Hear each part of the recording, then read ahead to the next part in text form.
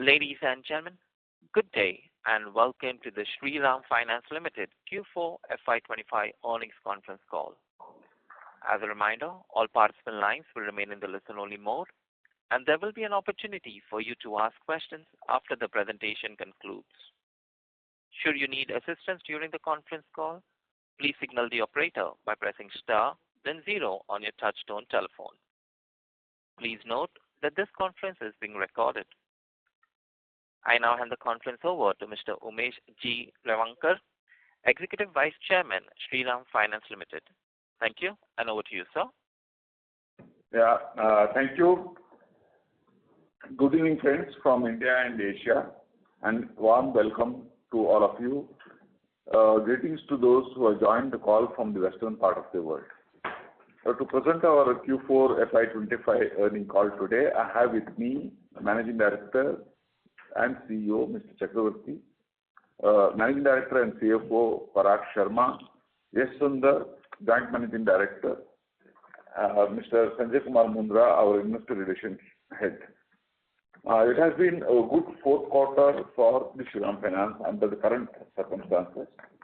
Let me first go through the broad economic indicators that impact our business directly or indirectly. India's GDP growth grew by 6.2% in October-December quarter. This marks improvement from the previous quarter, which was at 5.6%. The government has revised its forecast for the full fiscal year 25 to 6.5. On inflation, the inflation has been declining marginally. In the month of March, it was 3.34. It has come down from 3.61 in February. India's annual wholesale inflation slowed to 2.05 in March, down from 2.38, giving a broad indication or indicators for the inflation. And coupled with that, RBI policy has been positive.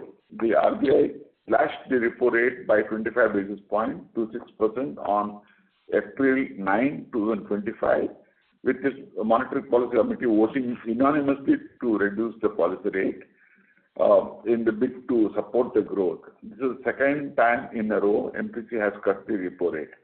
We believe that this will help in reducing the borrowing cost over the period, and the transmission should happen in 3 to 6 months.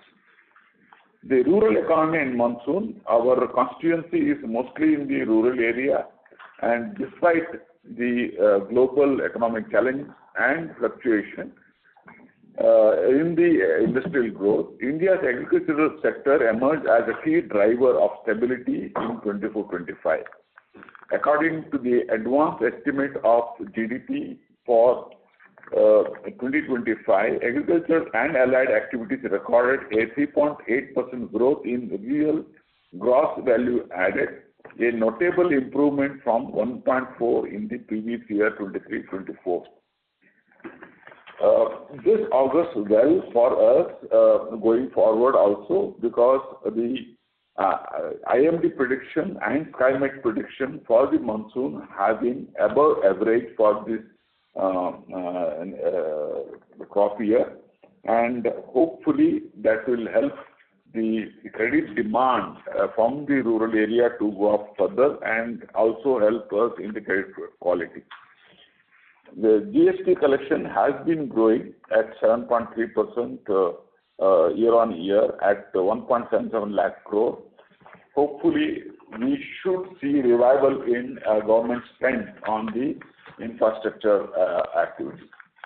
Coming to the overall auto industry and the OEM sales side, commercial vehicle, the M&HCV have grown last year at 3.9% for Q4, which stands at 1.15 lakh unit against 1.11 unit in Q4 24. And for the full year, it remained flat at 3.74 against the same unit in the last financial year. LCV recorded a flat sale for the Q4, which stands at 1.58 lakh unit versus same number in the previous year. And for the full year, it declined by 2% to 5.83 lakh unit against 5.95 lakh unit sold in the year 23-24. The total CV sales has declined for the full year by 1.2%, which stands at 9.57 lakh unit against 9.6 lakh unit sold in the 23-24. Passenger vehicle has recorded a growth of 2.4%, which stands at 11.63 lakh unit against 11.36 lakh unit in Q4-24. And for the full year, it increased by 2% to 43.02 lakh against 42.19 lakh unit sold in the previous year. Two-wheeler has recorded a growth of 1.4% for the quarter with 45.68 lakh unit in 25 for Q4 25 against 45.04 lakh units sold in the previous quarter. And for the full year, it has increased by 9.1% to 196.07 lakh unit against 179.74 lakh unit sold in the previous year. Three-wheeler has shown recorded a growth of 7.7% with 1.7 lakh unit against 1.66, and for the full year it increased by 6.7% to 7.41 lakh unit against 6.95. Tractors recorded a decline in the quarter with 2.33 lakh unit against 2.44 lakh unit in the Q4, and for the full year it declined by marginally by 1%, 8.83 lakh unit against 8.91 lakh unit. Construction equipment recorded a decline of 8.4% with 34,876 units against 38,079 units sold in Q4-24, and for the full year it remained flat with 1.24 lakh unit against 1.23 lakh units sold the previous year.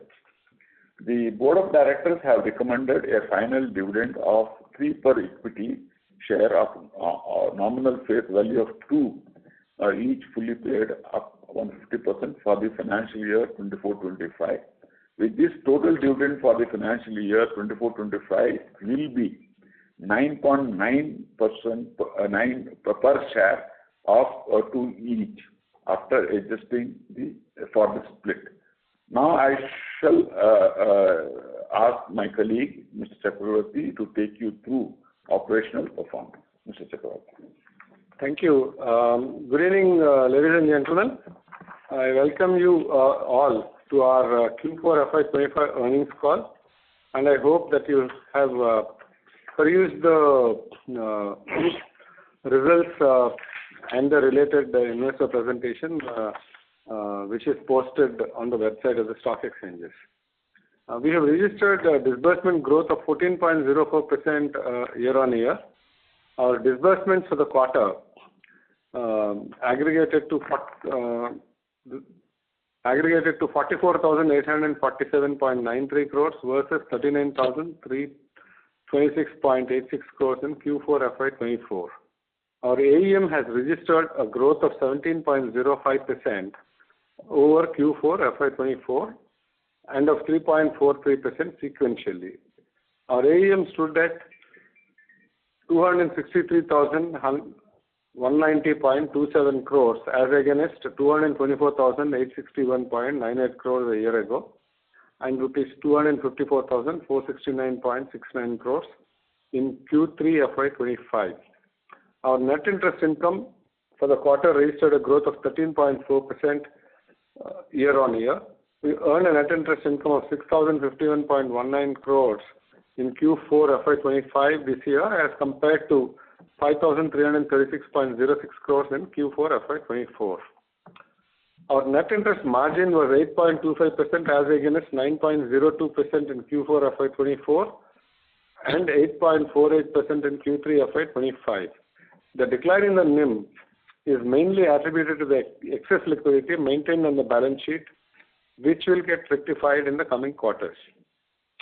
Our profit after tax increased by 9.95% and stands at 2,139.39 crores as against 1,945.87 crores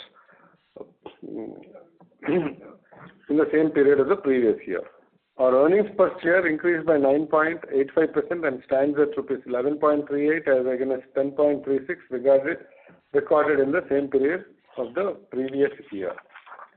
Our asset quality, gross stage 3 in Q4 FY25 stood at 4.55% and net stage 3 at 2.64% as against 5.45% gross and 2.7% net in Q4 FY24 and 5.38% gross and 2.68% net in Q3 FY25. The reduction in GNPA is primarily on account of technical write-off of rupees 2,345.10 crore assets which were fully provided for earlier. Our credit cost for Q4 FY25 stood at 2.07% as against 2.06% for Q4 FY24 and 1.85% for Q3 FY25. Our cost-to-income ratio was 27.65% in Q4 FY25 as against 26.61% recorded in Q4 FY24. Our cost-to-income ratio in Q3 FY25 was 28.59%. I shall now request our Managing Director and CFO, Mr. Parag Sharma, to inform you about our resource-raising activities, after which our Joint Managing Director, Mr. Sundar, will brief you about accounting and regulatory aspects. Thank you. Hello everyone. On the liabilities side, total debt outstanding as of March 25 was 2,34,459 crores, which was up from 1,85,845 crores as of March 24. This liabilities are broken into securitization, which is close to 16% at 38,000. The domestic capital market at 17%, which is close to 40,800 crores. A retail deposit, which is close to 23% at 56,000 crores. The term loans from bank and institutions stands at 21%, and the external commercial borrowing, which is in bond format at 6.77% and loan at 14%. We also have off-balance sheet of DA transaction of 3,200 crores. The DA transaction number was almost similar in the previous year. The cost of liability as of March is 8.95, which is almost similar to the previous quarter. As of March 24, it was 9.01, marginal reduction. But what we are seeing is the incremental cost of borrowing is coming down. For the December quarter, it was 8.92, and for the March quarter, it is 8.86. So that will translate into some cost reduction. As mentioned earlier, there is sufficient excess liquidity what we are carrying as of March. This was the case as of December also, where we had close to around 27,000 crores of liquidity, which is now close to around 31,000 crore. Largely on account of two large transactions of external commercial borrowing, which one we did in December end, which was 1.28 billion, and 800 million what we did in the March quarter. These are long-term facilities what we have taken from development institution, one, and other one is from export credit agency. So these transactions happens once in a while, not a regular feature, and that has resulted in excess liquidity. The quantum in rupee terms, what we have borrowed in March quarter is 7,716 crores. That is the reason why the liquidity continues to be slightly higher. We always guide around 3 months of liability repayment to be in our liquid assets, but it is now close to around 6 months. We do expect this will come down in next 2 quarters to the earlier level of 3 months of liability repayment. The overall leverage stands at 4.16, which was as of March 24 at 3.83. So not marginal increase, but not very significant. And the ALM buckets, all buckets continue to be positive with up to 6 months we will be a surplus of close to around 48,000 crores, which was a case in December quarter also. And total fund mobilized for this quarter, March quarter, other than the ECBs, is slightly lower compared to December quarter because of excess liquidity what we are carrying. With this, I hand it over to Sundar for. Thank you, Parag. Okay. As you're aware that on the stage 3 provisioning, we have been carrying a coverage of more than 50% for the past 5-6 years. The company deliberated on this at length, and we decided to technically write off cases which were having a provision of 100%. The written off amount amounting to 2,345 crores was already provided in the books of account, and even after this write-off, there is no impact on the P&L per se, but there is a reduction in the gross NPA, gross stage 3, which was 5.38% in the previous quarter. It has come down to 4.55% in the current quarter, and the net stage 3, which was around 2.68% in the previous quarter, it is now currently at 2.64%. This does not have any impact on the P&L, but the gross NPA is brought down correspondingly. And as far as the stage 1 PD is concerned, for March quarter, it is 8.79% as against December number of 9.05. And stage 2 PD was 20.69 as on March as against 20.74 in the December quarter. The LGD was 39.05% as on March as against 38.75% in the previous quarter. And giving a breakup of the disbursements done product-wise, Mr. Chakravarti anyway spoke about the total disbursement during the quarter of 44,847 crores.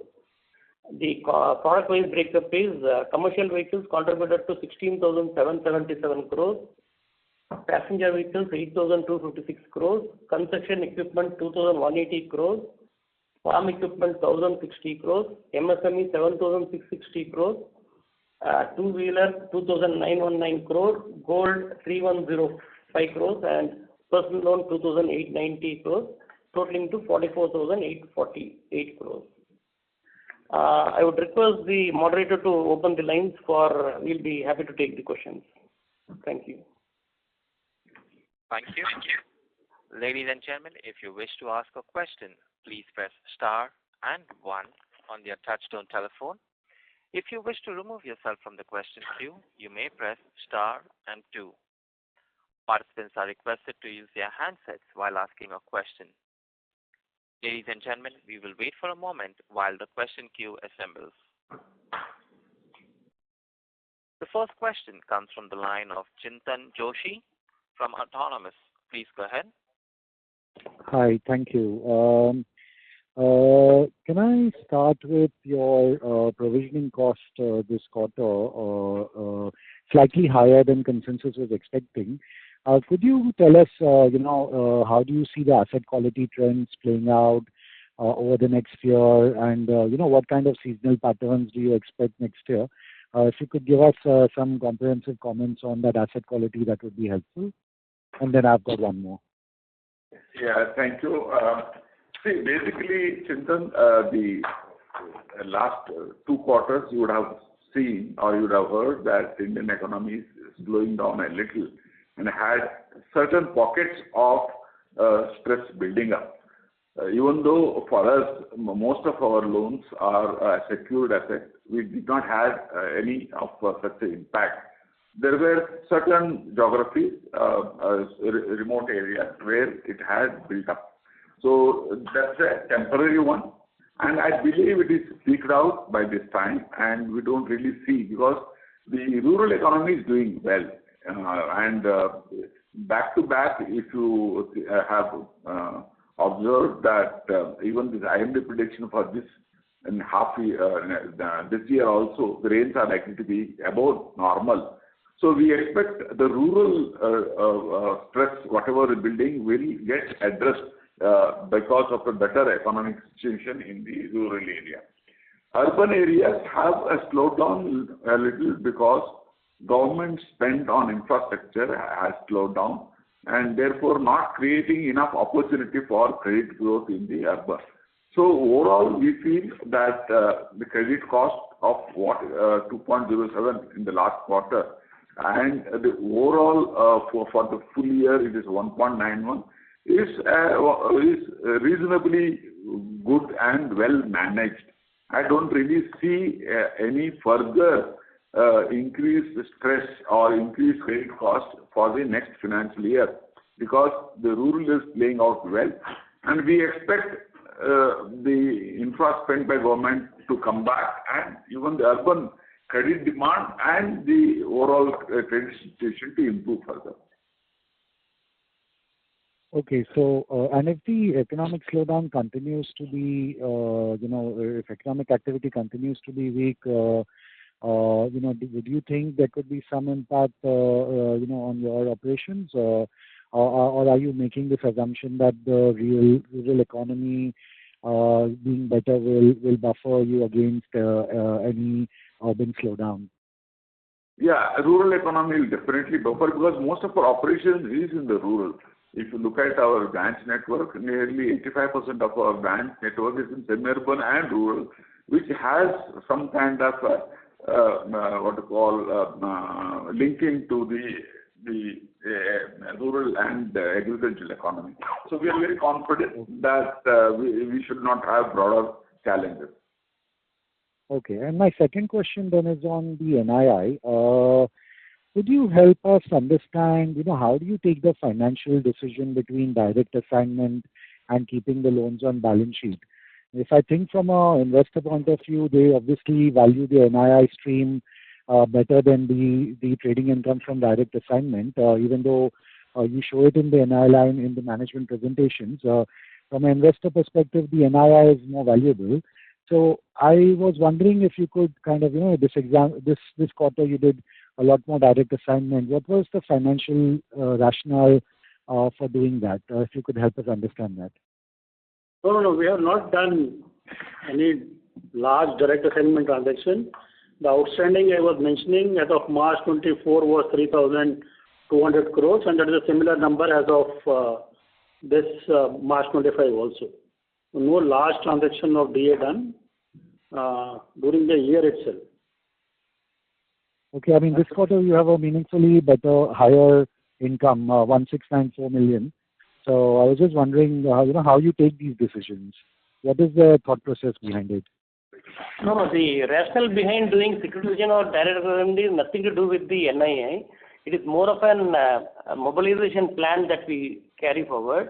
As regards to your question of that 1690, whatever number you mentioned, so that I would suggest we'll provide a reconciliation to you maybe through Mr. Mundra after this call. Okay, thank you. The next question comes from the line of Raghav Garg from Ambit Capital. Please go ahead. Sir, good evening and thanks for the opportunity. My first question is on the CV portfolio growth, which has come down to about 10 to 11% in previous few quarters, it was around 13-14%. What is the reason for that? If you look at the CV sales, you'll see that the sale has been flat year on year this year. So overall expansion of the CV segment was not there this year because infra spent by the government was much lesser than the anticipated. That's one reason. And second, there are not enough transactions in the used vehicle market because number of vehicles available for transactions are less. As last 4 years, the sales have been much lower, right from 2019 to 21. The CV sales have been less. So what we anticipate is, since the sales have improved from 22 onwards, the number of vehicle transaction will go up in the subsequent year, that is 26, 27, 28. So our focus being used vehicle financing, we expect that to grow much faster. Whatever the growth, what you are seeing now is because of the ticket size being higher as the resale values of each of the asset class have gone up. So we expect the growth to come in the subsequent year, next 3 years. But right now, I feel that 10% growth is quite good, considering the lack of transactions or lesser number of transactions, as number of vehicles in the market is much lower. So for FY26, would you say that this number will be around 10.5%, or it could be higher, say 12, 13, or even 14%? We are looking at 12 to 15% growth in the next financial year. And on the MSME piece, what kind of growth do you expect? That is one piece which has grown pretty strongly for you last few quarters, even this time. Do you expect that this growth rate would continue? It can grow at 30% for FY26? No. We are looking at, my guidance would be, sorry, this is Chakravarti here. I think our guidance on MSME would be between 18-20% of growth for the financial year. See, this 30% growth was mainly due to lower base, and also we have activated more number of branches post-merger for MSME. So it has given a growth of around 30% in the last year.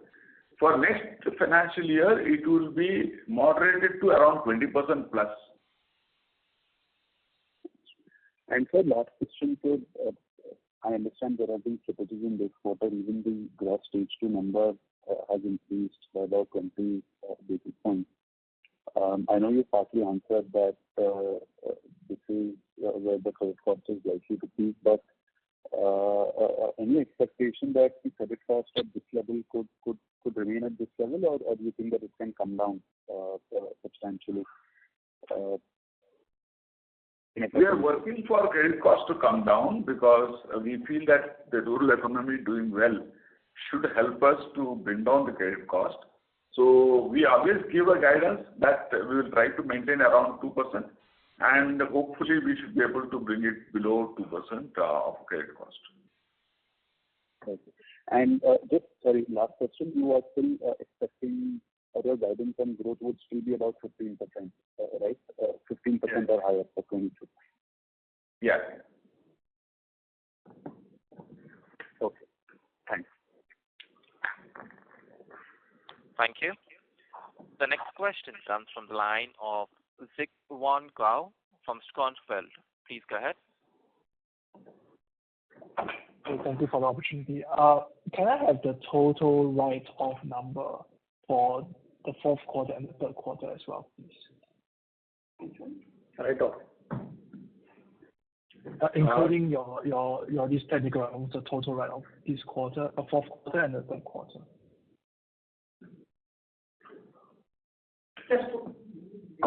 Hold on for a second. Yeah, we'll just give you the number. Yeah, the write-off for the current quarter is 501 crore. Sorry, 3,162 crores. And the write-back of the provision was 1,603 crores. The total provisions in credit cost number is 1,559 crores for the current quarter. For the previous quarter, the write-off number was 501 crores and the provision was 825 crores, totaling to 1,326, hit to the P&L. Got it. So the fourth quarter write-off was 3,164 crores, you were saying? Sorry. 3,162 crores. 162 crores. Okay. And it seems that the net slippages was increasing quarter on quarter, right? So do you mind sharing with us what segment is, actually causing this net slippage increase? Okay, so what I would suggest is we will give these numbers to Mr. Mundra. He will be in touch with you. We will provide the numbers. Why? No. Segment. Which? Yeah, segment-wise. No, which segment is driving the Q-on-Q increase in the slippage? Yeah, we have the numbers. So Mr. Sanjay will send across to you, reach out to you and then provide the numbers. Got it. Thank you. Thank you. Thank you. The next question comes from the line of Rajiv Mehta from Yes Securities. Please go ahead. Yeah. Hi, good evening. Thank you for taking my questions. Firstly, what triggered this technical write-off division of 24 billion? Is it in some way related to your PD and LGD reset annually, which you do in the March quarter? And also, can you help us with the composition of this write-off so that we can look at the growth at the product level in the right context? This 2,345 crores was nothing to do with the PD and LGD, which we have assessed for the current quarter. It is mainly a decision taken based on the coverage being continued for the last 5 to 6 years. Just before the COVID, we started having a coverage of more than 50%, and we used to continue that. To achieve that, we used to maintain 100% provision on certain assets, and those assets we technically wrote off in the current quarter after deliberation at the board, and that was the basis and the background for technically writing off those assets. And in the investor update itself, the breakup of 2,345 crores product-wise has been given. Okay. Now, see, we have also seen some increase, or I would say a material increase in the stage 2 for passenger vehicles and MSME segments in 4Q. But you also spoke about the stress peaking now. But how do you contain the forward flow of these accounts? Because see, Q1 is typically weak in terms of collections and even recoveries of NPA. Hence, can we see an increase in NPA in Q1, or will we be able to contain the flow of these accounts which are in stage 2?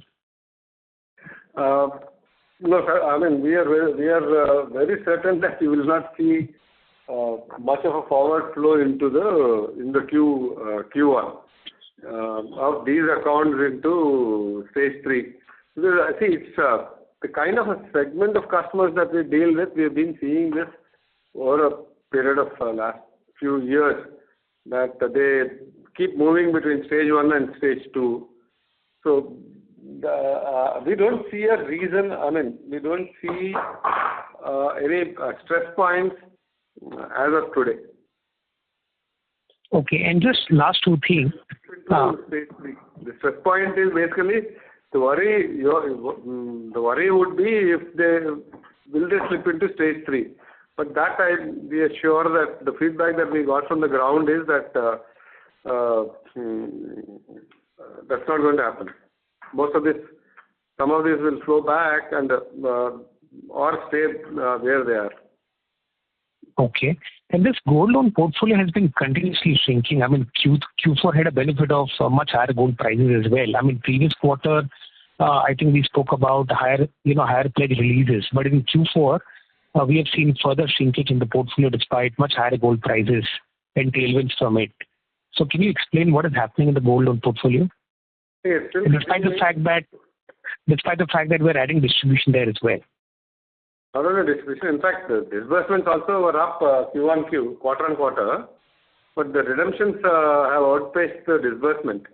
So that is the reason why you see a drop in the AUM. But we think we are on a growing curve in terms of disbursement, and this year you will see an addition to the AUM. And just one last thing on the business. Specific. To be honest with you, there is nothing specific. It's more of a pressure on redemption. Okay. And on the business team count number, it has been flattish or it's been growing very slowly in the last 2-3 quarters. So, I mean, is it the productivity coming through, or are there some challenges related to attrition? No. Attrition has been steady. It is the same. It is not increased, or I would say it is also not decreased, but it is basically a reason of better productivity. Okay. Thank you, and best of luck, sir. Thank you. Thank you. The next question comes from the line of Byron Engineer from CLSA. Please go ahead.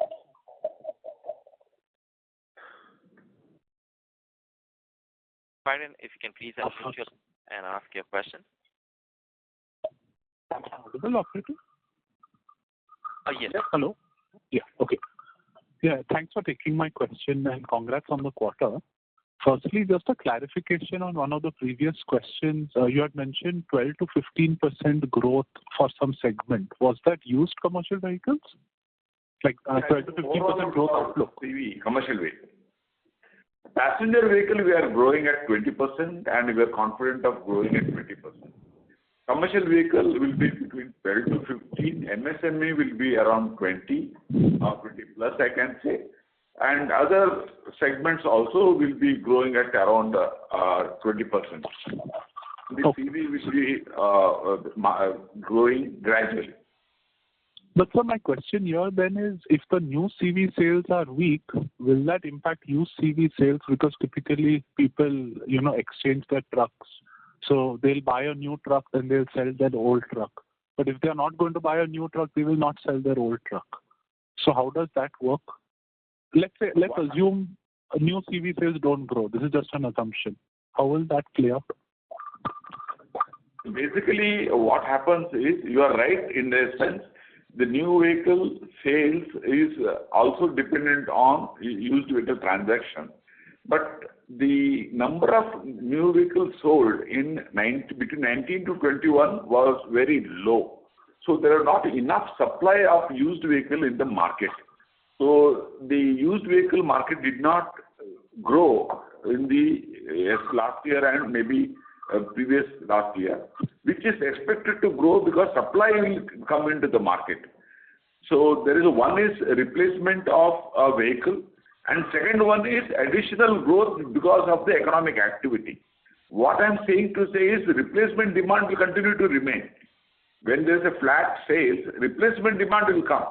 The extra vehicle that is required for higher economic growth, that will not happen. Okay, fair enough. And so just on personal loans, are we getting confidence back now to start growing? Because we were degrowing for a few quarters. Now last 1 or 2 quarters, we pushed the pedal on growth. Just wanted to get a sense of what we are seeing out there to get this confidence. No, to be honest with you, I think last two investor calls also, I made it very clear that the slowing down is not because we are worried about the quality. It is also because the regulator was expressing concern on the personal loan growth in the industry, and we thought it is better to be on the safe side, so we slowed it down. But the reason why we are back on the pedal now is we have not seen any reason to be concerned in the last 2 quarters, number one. Number two, the industry as a whole, I think, looks like that the delinquencies also peaked. And primarily, we did not find any reason to be worried, and so we are pushing it back. And adding to that, we are not really looking for personal loan growth from the market or outsourcing. It is existing customer, mostly two-wheeler customer, who have repaid us back. There we are offering the personal loan. So most of the customer whom we will be giving personal loan will be our existing customers. So we are not really exposing ourselves to the market. And as Chakravarti rightly said, we had slowed down because there was a concern and we had tightened the credit requirement, which we have now feel more comfortable in lending. Understood. And so just last thing, maybe an accounting thing, but our employee cost is down quite meaningfully by about 70 crores quarter on quarter. Was there a one-off last quarter, or is there some sort of provision reversal this quarter?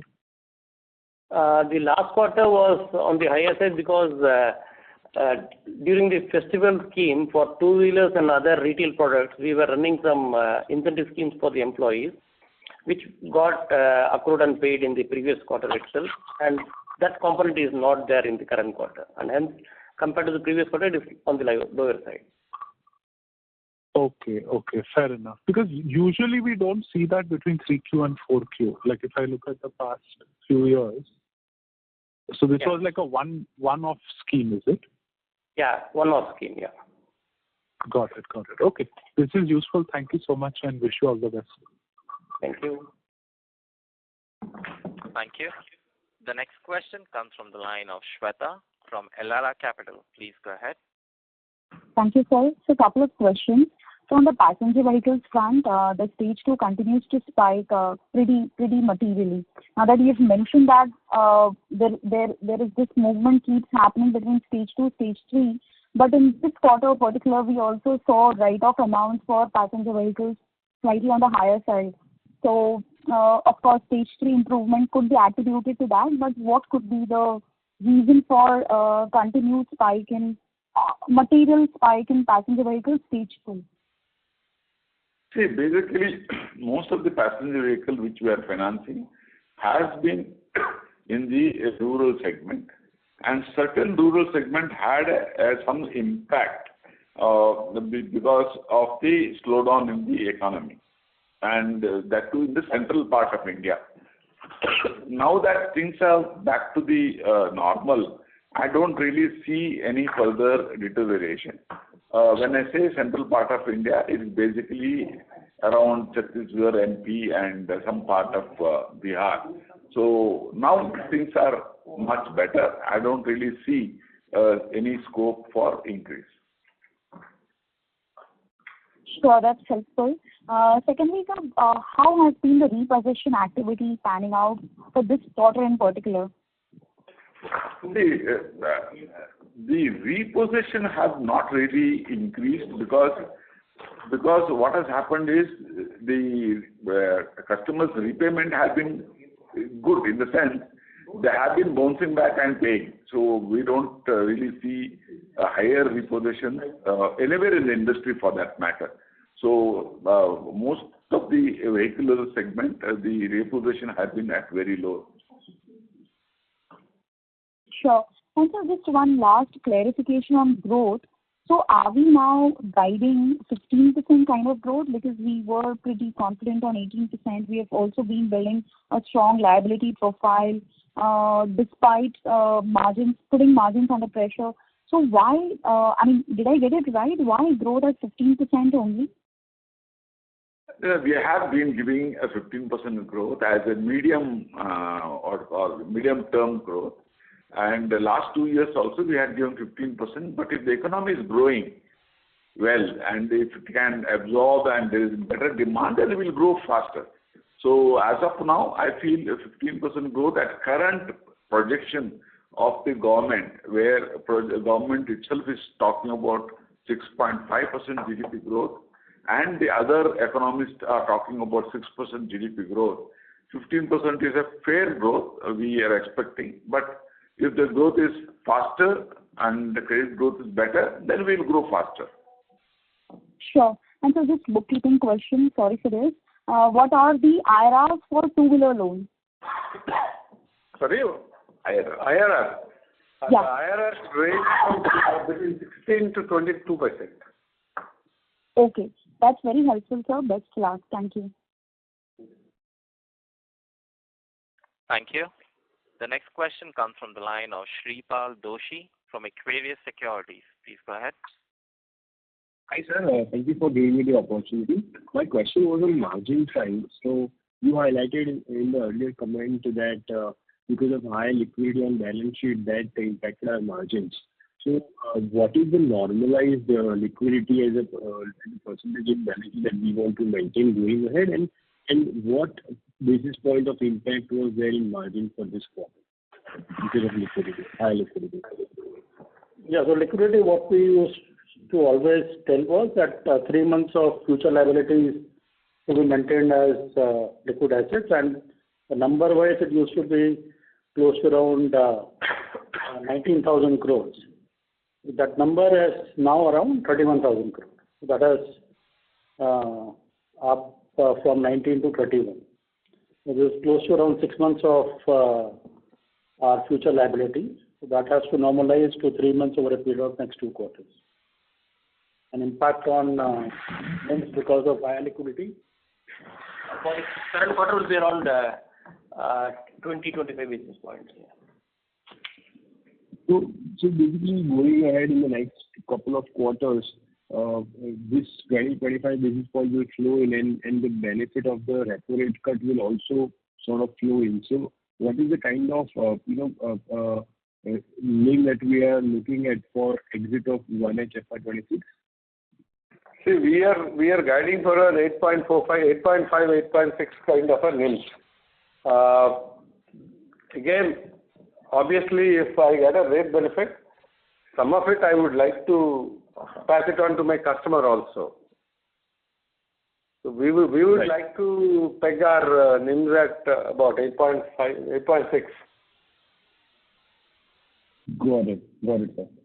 Got it.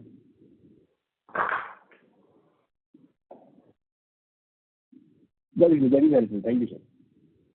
Thank you. Thank you. The next question comes from the line of Nidesh from Investec. Please go ahead. Thanks, sir. My question is on MSME. Can you give some color on MSME? What percentage of the book is secured? And what is the nature of security? What is the average ticket size? And what is the average yield that we are earning on that portfolio? The book is secured. Majority of the book is secured. More than, I think it will be between 70 to 80% of the book is secured. As far as security is concerned, most of the time, most of the security would be either a house property or a commercial property, either a shop or something like that. So it is basically, most of it is immovable asset.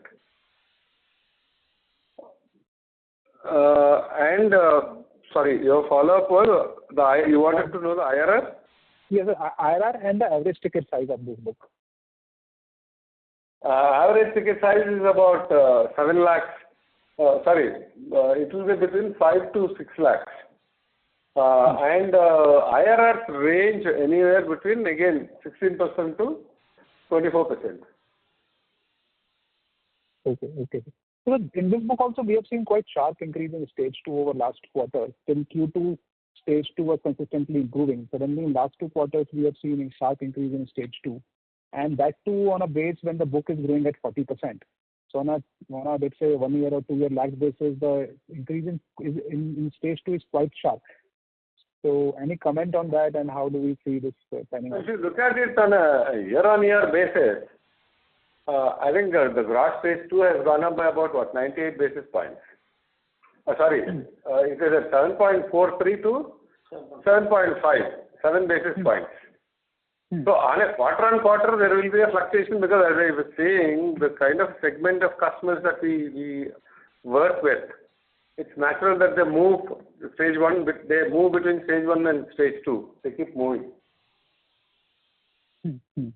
And have you seen any differences across geographies in terms of a stage 2, stage 3 movement, or?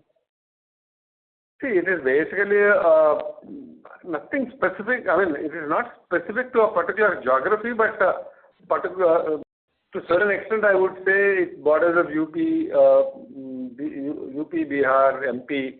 The border villages got affected. The border areas got affected.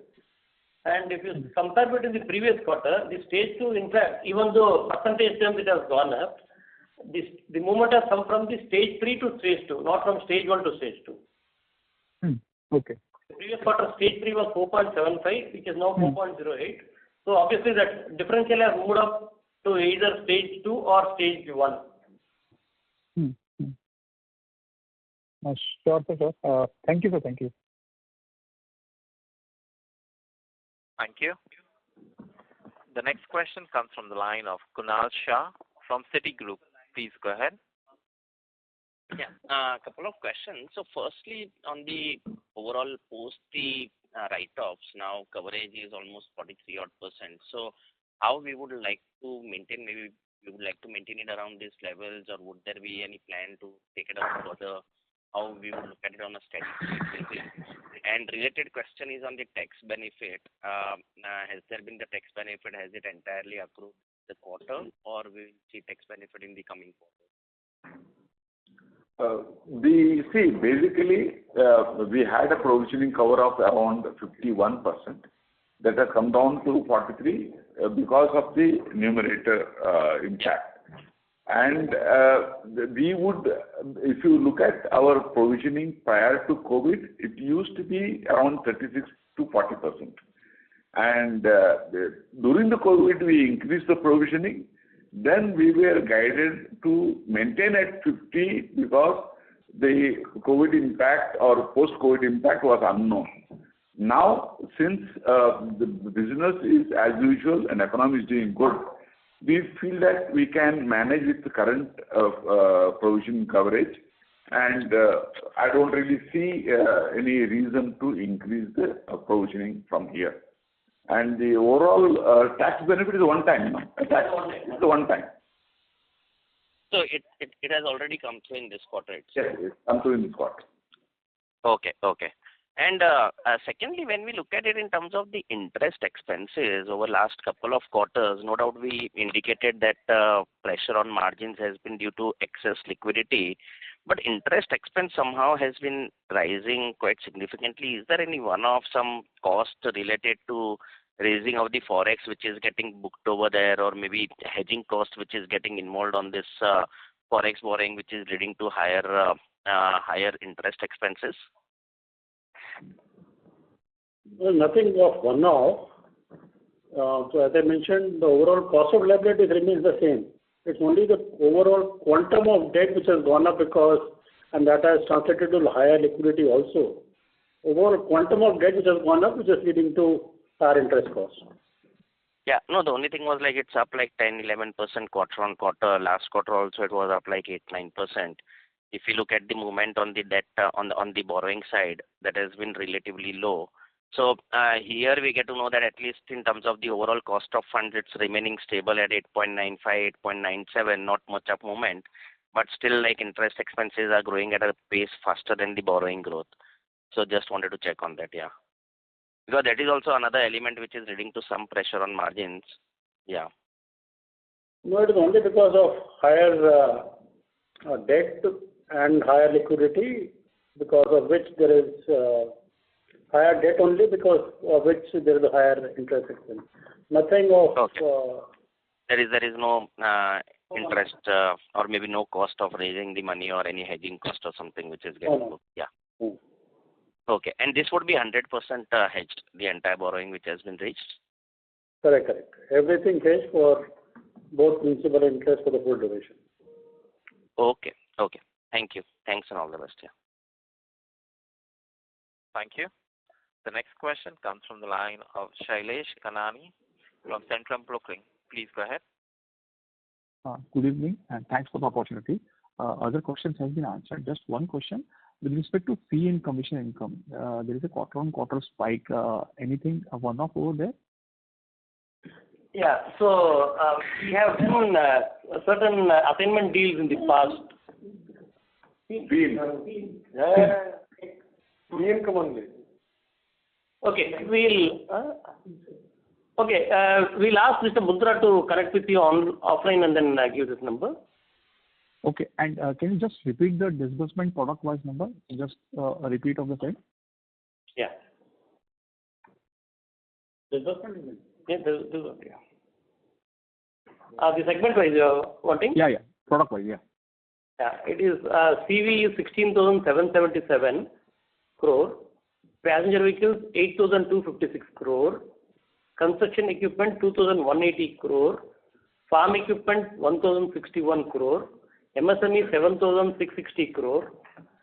Two-wheelers 2,919 crore. Gold loan 3,105 crore. Personal loan 2,890 crore. Totaling to 44,848. Thanks a lot, sir. Thanks a lot. Yeah. Thank you. Thanks. Thank you. The next question comes from the line of Renish from ICICI. Please go ahead. Yeah, hi, sir.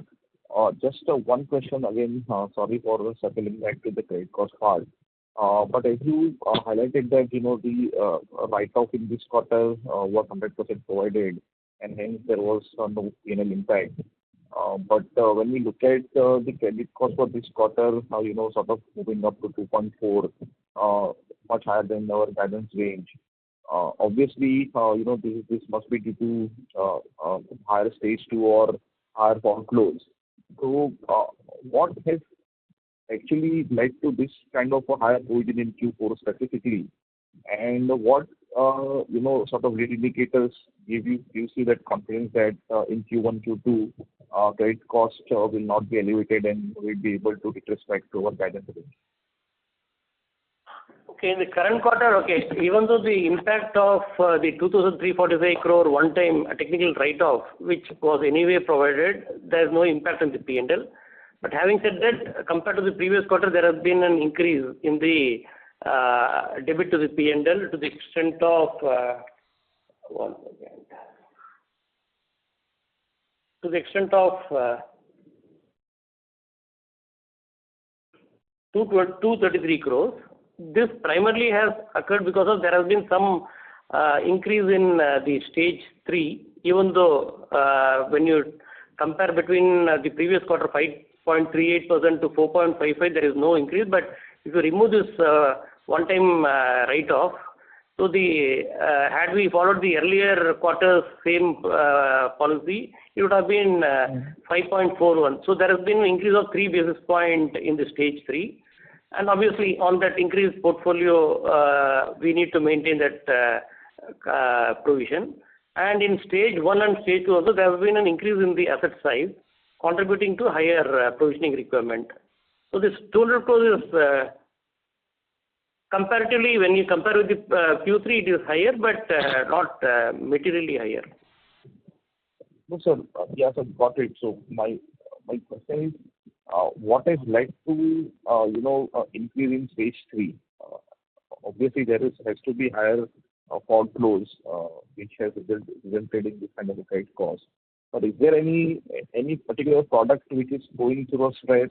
And if that is the case, then what are the leading indicators which gives you that confidence that okay, Q1, Q2 will be able to recover that? No, it is not particular. I think we answered it already. It is not a particular segment.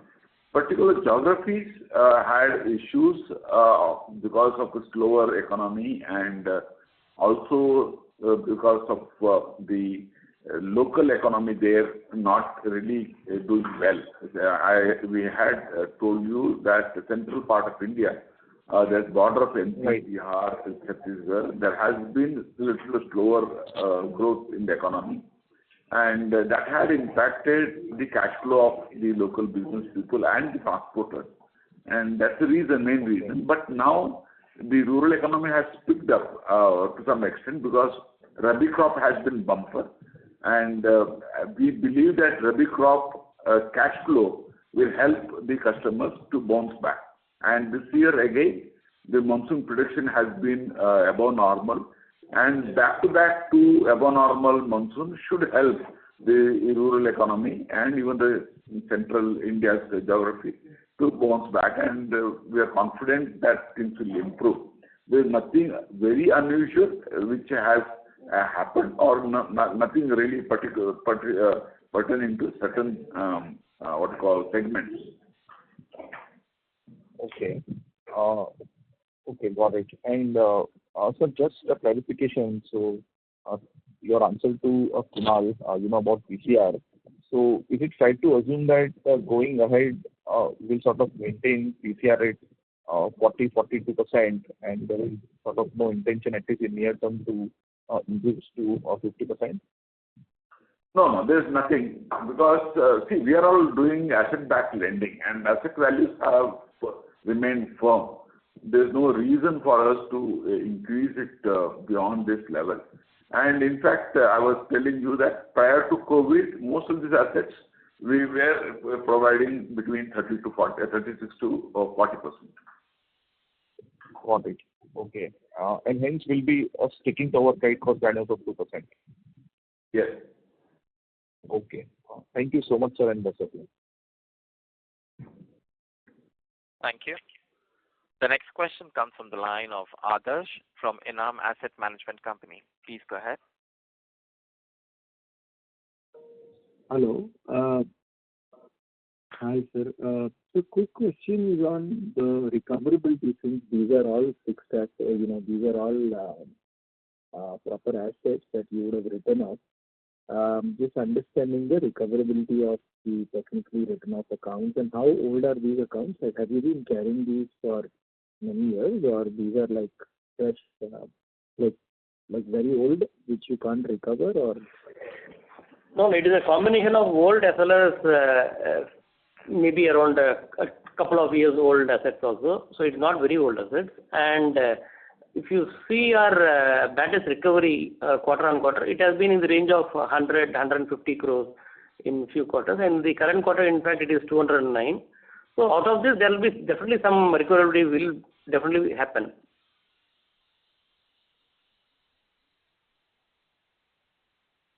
I'm just trying to think that since you've written off a lot more, the chances you will recover more is not there, is it? Because I believe, yeah. It is what, see, the entire amount may not be recovered, but there will be some component of recovery. Into the system. We will be getting back to the customers, and then also there will be a legal recovery. All those options are always open, but it's a long-drawn process. Understood. Okay, this is good. Thanks. Thank you. Thank you. The next question comes from the line of Harshit from Premji Invest. Please go ahead. Hello. Hi, sir. Am I audible? Yeah. Yes.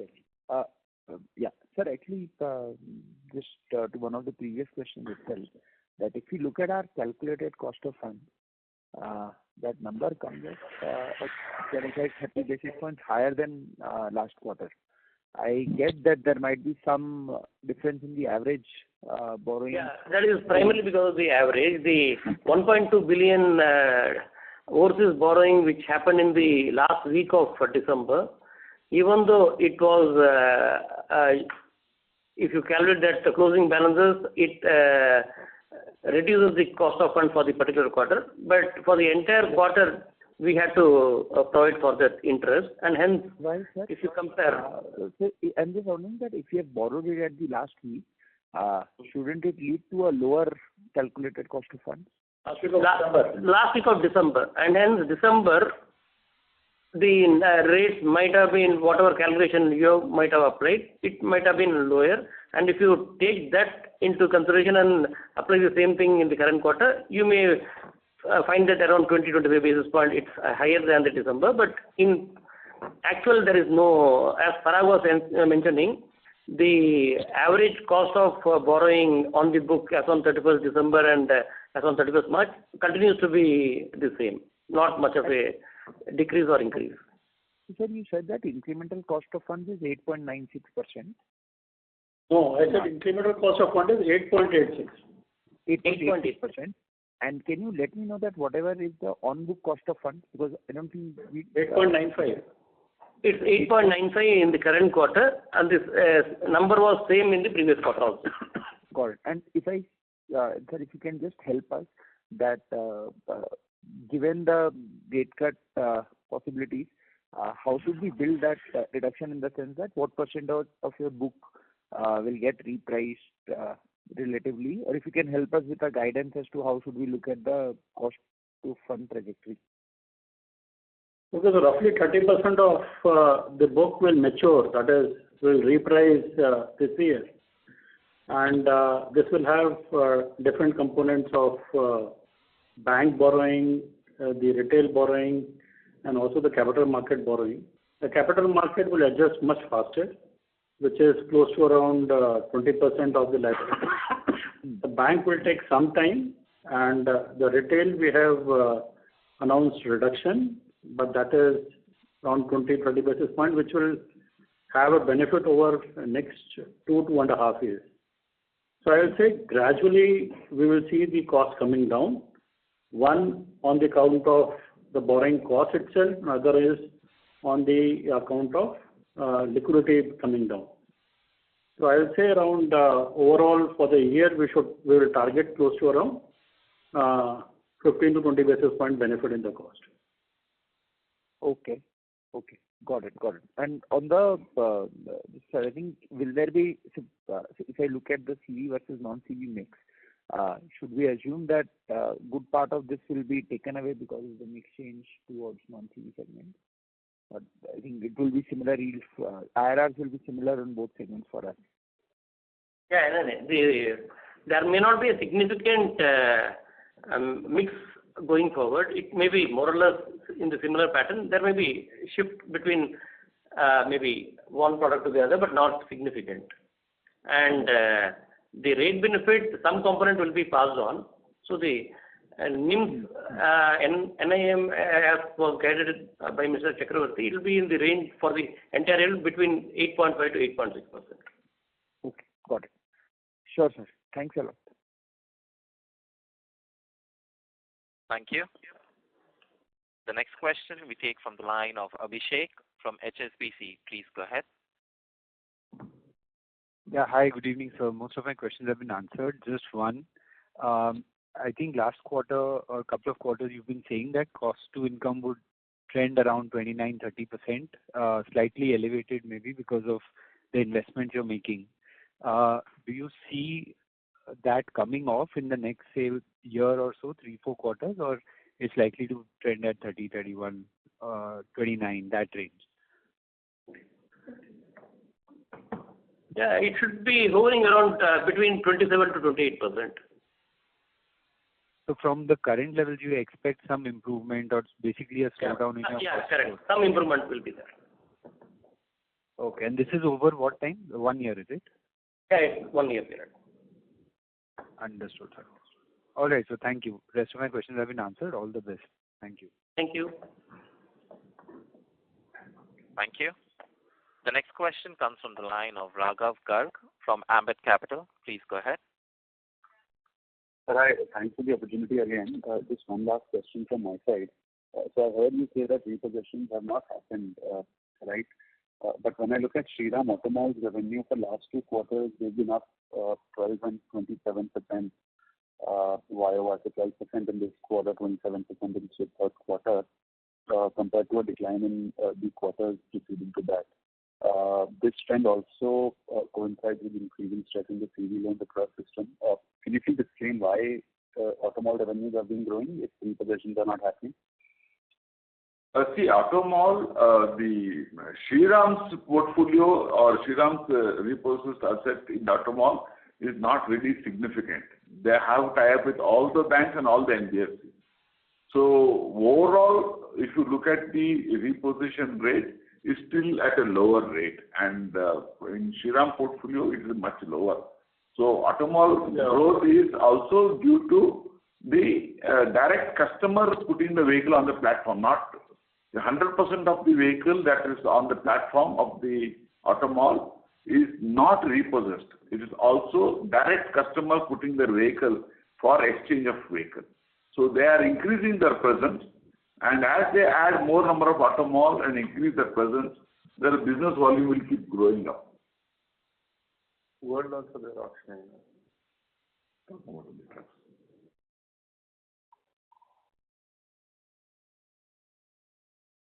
Hello. Hello. Yeah, that's all from my side. Thanks. Okay, thank you. Yeah. Thank you. Ladies and gentlemen, we take that as the last question, and we conclude the question and answer session. I now hand the conference over to Mr. Umesh G. Revankar for his closing comments. Thank you for joining the call. As we said in the meeting, this last quarter was not very high number quarter, but a good quarter for us. We had decent growth and good quality collection. But the indication of a better economy, especially the rural economy, due to better monsoon prediction, we are expecting next couple of quarters to be good for us as far as the demand and the credit quality is concerned. And overall, for the next financial year, we expect to grow as the guidance given at 15% with better credit quality. Thank you very much. Meet again. Thank you. On behalf of Shriram Finance, this concludes the conference. Thank you for joining us, and you may now disconnect your line.